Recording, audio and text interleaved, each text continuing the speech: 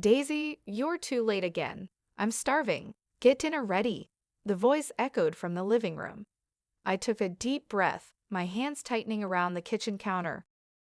As I tried to steady myself, my mother-in-law was lying on the couch, her arms spread wide like she owned the place. The living room was a mess, cushions thrown on the floor, blankets tangled up, and the coffee table cluttered with empty cups. It looked like a storm had swept through, but the real storm was sitting right there, glaring at me. That was the moment I realized I had reached my limit. I'm Daisy, a career-driven woman with a husband, David, who shares the same passion for work.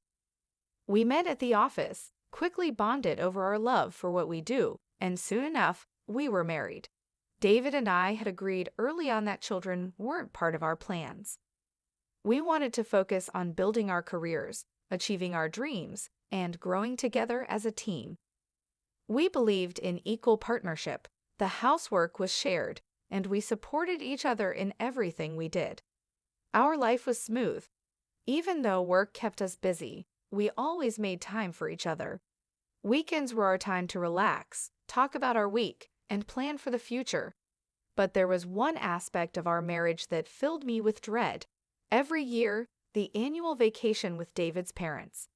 I had no problem with his father.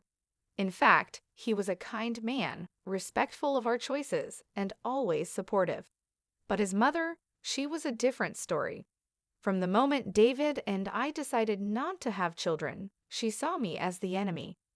It was as if my decision had personally offended her, and she never missed a chance to remind me. It all came to a head during one of our family meetings. David had just explained to his parents that we wouldn't be having kids, and that our focus would remain on our careers. His father nodded, understanding that times had changed and that people made different choices. But his mother, she was livid. "How could you marry a woman who doesn't want children?" she shrieked, her face turning red with fury. "I've been looking forward to grandchildren. What kind of woman focuses on her job instead of raising a family?" I sat there stunned as David tried to defend me. "Mom, Daisy and I have discussed this at length. We're happy with our decision." But she wasn't having any of it. Women are supposed to stay home and take care of the house. A career is nothing compared to raising a family. David's father finally stepped in. "That's enough. Daisy has a promising career, and it's her choice. Times are different now." His words only fueled her anger, and the argument spiraled out of control. David had to physically step between them to prevent it from getting worse. After that day, my relationship with my mother-in-law was never the same. Every family gathering was tense, but the annual vacation was the worst. We went because David believed in maintaining family connections, and I wanted to respect that. But every year, I found myself dreading it more and more. And this year was shaping up to be the worst one yet. The day of the trip started off on a sour note. When we arrived at the hotel, something was wrong with our reservation. David and I had booked a room together, but when we went to check in, we were informed that my name was missing from the reservation. Only David's name was on the booking, and it was for a single room. I turned to David, confused. "This must be a mistake," I said, trying to stay calm. But before we could ask for clarification, my mother-in-law chimed in, her voice dripping with malice. "Oh, there's no mistake." "I canceled your reservation, Daisy." My heart dropped. "What? You're not family, Daisy. This is a family vacation, and you don't belong here," she said, her eyes gleaming with satisfaction.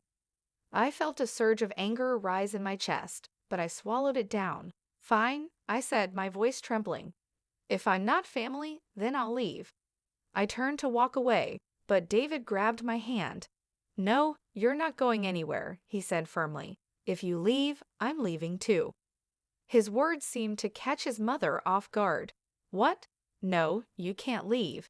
This trip was planned for all of us," she exclaimed. David shook his head. "Not if you're going to treat Daisy like this. I won't stand for it." Even David's father, who had been quiet up until this point, stood up. "I'm leaving too," he said, much to his wife's shock. I can't enjoy this trip with all this negativity." For a moment, she was speechless. I almost felt sorry for her, but then her face twisted into anger. "Fine, go. I don't need any of you," she shouted, storming off in the other direction.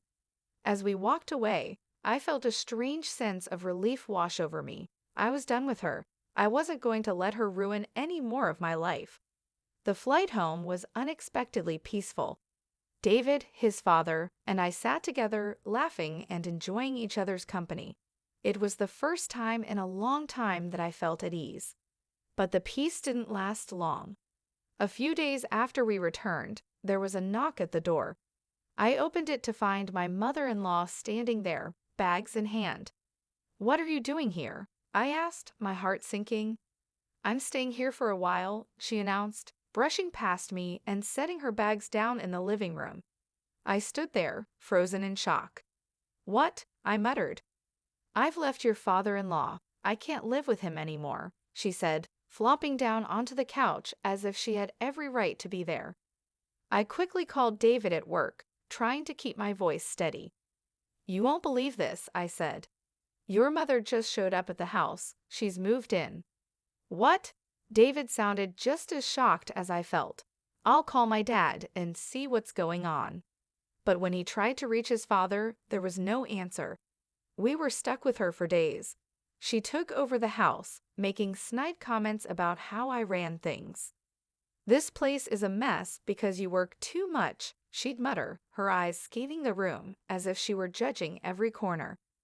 I tried to ignore her, focusing on my own work and going about my day, but it was impossible to ignore the constant tension in the air.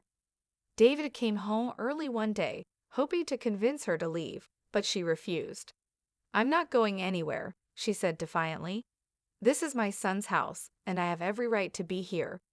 We were stuck. She wasn't going to leave, and David's father was still unreachable. Then, one evening, I came home to find the house in shambles. Drawers had been pulled out, their contents strewn across the floor. My mother-in-law was lounging on the couch, watching TV like nothing was wrong. "What happened here?" I asked, my voice rising with frustration. "Oh, I was hungry and looking for something to eat," she said nonchalantly, as if that explained the chaos. "That doesn't explain why the drawers are emptied out," I exclaimed, my patience wearing thin. She just shrugged. "You didn't prepare lunch, so I had to look for something myself." That's when I noticed something else was missing, my credit card. My heart raced as I realized what had happened. I confronted her, but she denied everything, acting as if I was the one in the wrong. David came home to the mess and immediately started arguing with his mother. I pulled him aside and whispered, "This has gone too far. She's stolen my credit card." David sighed, rubbing his temples. "You're right. We can't let her get away with this." We decided to gather evidence quietly, documenting everything she did. A few days later, David finally got through to his father, who had been traveling and was unaware of everything that had happened. When David's father returned, we all sat down in the living room. My mother-in-law acted as if nothing was wrong, but her expression changed when her husband walked in. "What are you doing here?" she asked, clearly surprised to see him. "I came to give you this," he said, handing her a piece of paper. She unfolded it and gasped. "Divorce papers? What are you talking about?" "I've had enough of your behavior," he said calmly. "You've disrespected Daisy for too long, and I can't tolerate it anymore. I want a divorce."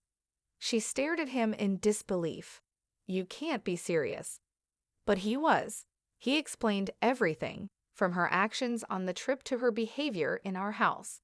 Finally, she stood up fuming.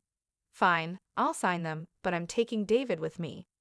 David crossed his arms. "No, Mom, I'm staying here with Daisy. Your behavior has gone too far." Her face twisted in anger as she grabbed a pen and scrawled her name on the papers. "You'll regret this," she snapped, shoving the papers back at him. As she turned to leave, I spoke up. "There's one more thing." I pulled out my laptop and opened a video I had taken of her shopping with my stolen credit card. Her eyes widened as I zoomed in on the card in her hand. "That's not yours, is it?" I asked. She stammered, trying to deny it, but it was too late. We had all the evidence we needed.